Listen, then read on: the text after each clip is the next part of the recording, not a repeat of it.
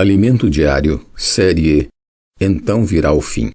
Título do volume 1: A Edificação da Igreja. Autor: Pedro Dong. Título da semana 3: A Edificação da Igreja. Segunda-feira. Ler com oração Daniel capítulo 7, versículos 13 e 14. Eu estava olhando nas minhas visões da noite, e eis que vinha com as nuvens do céu um como filho do homem, e dirigiu-se ao ancião de dias, e o fizeram chegar até ele. Foi-lhe dado domínio e glória e o reino, para que os povos, nações e homens de todas as línguas o servissem. O seu domínio é domínio eterno, que não passará, e o seu reino jamais será destruído.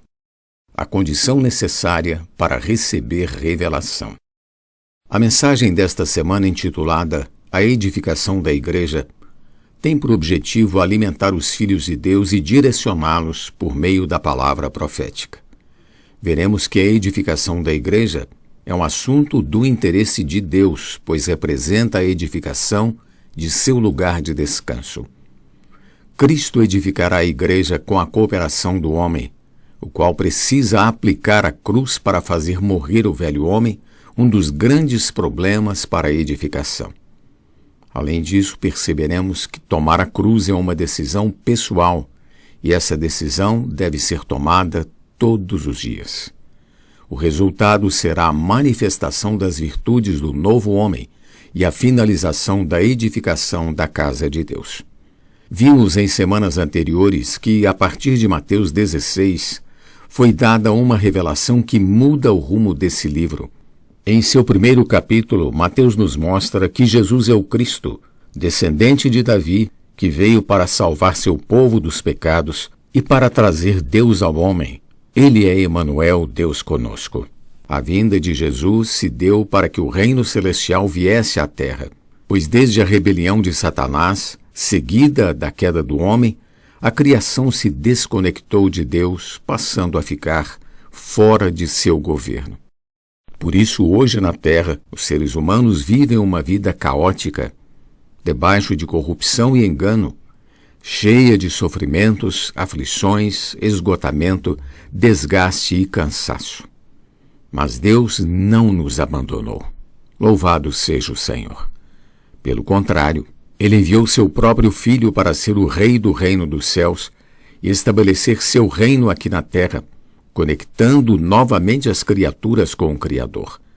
Antes da vinda de Jesus, João Batista, seu precursor, pregava dizendo: Arrependei-vos, porque está próximo o reino dos céus. Mateus capítulo 3, versículo 2. Quando veio, Jesus também passou a pregar: Arrependei-vos, porque está próximo o reino dos céus. Mateus capítulo 4, versículo 17. Com a chegada do reino dos céus, aqueles que o receberem, que são os pobres de espírito, terão restabelecida a ordem em sua vida e conhecerão a verdadeira felicidade.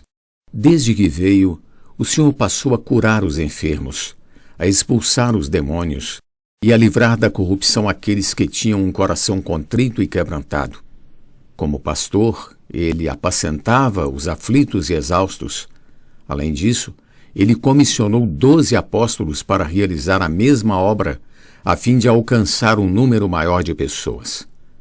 Enquanto, porém, Jesus e seus discípulos resgatavam as pessoas, os religiosos da época levantavam-lhe forte oposição. Contudo, isso não abalou o Senhor, pois no final de Mateus 15, o vemos levar salvação também para os gentios, e não mais apenas para os judeus. O capítulo 16, por sua vez, mostra que o Senhor levou os discípulos para um lugar especial, onde abriu seu coração. Ali Jesus mostrou que, além de resgatar as pessoas do império das trevas, é preciso trazê-las como materiais a fim de edificar a igreja. Quando a igreja é edificada, as portas do inferno não podem prevalecer contra ela, pois ela passa a ser também a morada de Deus, seu lugar de descanso. Portanto, precisamos perceber que, a partir de Mateus 16, a mensagem do Senhor é clara: precisamos edificar a igreja. Esse deve ser nosso foco. Ao longo desta semana, vamos aprofundar-nos no texto de Mateus 16, a fim de extrair revelação. No versículo 13 lemos: Indo Jesus para os lados de Cesareia de Filipe, perguntou a seus discípulos: Quem diz o povo ser o Filho do Homem? Por que Jesus não revelou a igreja aos discípulos quando estavam em Jerusalém? Por que ele fez questão de levá-los para um lugar distante? Segundo uma nota da versão Restauração, Cesareia de Filipe está situada na região norte da Terra Santa, perto da fronteira, ao sopé do Monte Hermon, no qual o Senhor foi transfigurado. Ficava distante da Cidade Santa e do Templo Santo, onde a atmosfera da antiga religião judaica penetrava cada pensamento humano, não deixando espaço algum para Cristo, o novo Rei.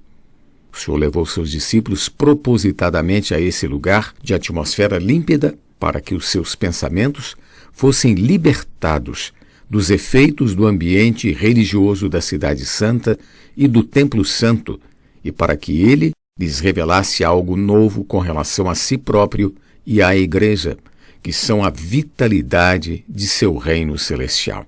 Foi em Cesareia de Filipe que veio a Pedro a visão de o Senhor ser o Cristo, o Filho do Deus vivo, versículos 16 e 17.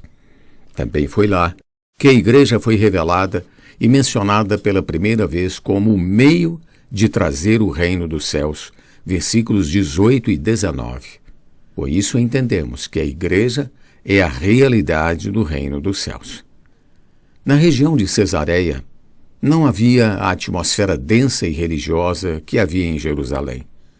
Nessa região foi revelado o Filho do Homem, título que, segundo essa mesma versão, retrata a personalidade celestial de Cristo, a quem, no final dos tempos, Deus confiou toda a sua glória, honra e poder. Que também nos afastemos de toda a esfera religiosa que nos impede de submeter-nos à soberania divina na pessoa de Jesus.